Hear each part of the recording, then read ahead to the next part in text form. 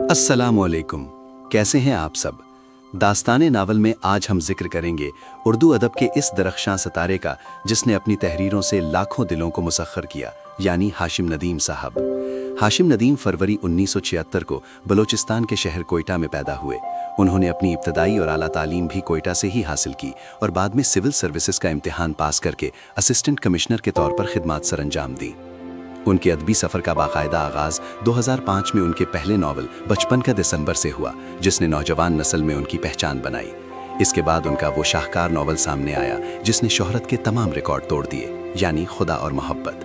हाशिम नदीम के नावल्स की खास बात उनका सूफियाना और रूहानी रंग है। उनका सबसे ज़्यादा पढ़ा जाने वाला नावल अब्दुल्ला है, जो इश्क हकीकी की एक लाजवाल दास्तान है और इसके अब तक 3 मुकम्मल हिस्से मंजर आम पर आकर मकबूलियत हासिल कर चुके हैं।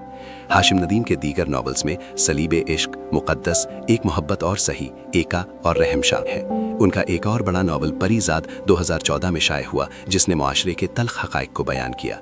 उनकी बेमिसाल अदबी खिदमात के एतराफ़ में हुकूमत पाकिस्तान की जानिब से उन्हें सदारती अवार्ड तमग़ा इम्तियाज़ से भी नवाजा गया। हाशिम नदीम का कलम आज भी रवां है और वो अपनी तहरीरों से उर्दू अदब की आबियारी कर रहे हैं। उम्मीद है आपको हाशिम नदीम की ज़िंदगी और उनके नावल्स के बारे में ये मालूमात पसंद आई होंगी। कमेंट्स में बताइएगा कि आपका पसंदीदा नावल कौन सा है। दास्ताने नावल को सब्सक्राइब करना ना भूलिएगा। अल्लाह हाफ़िज़।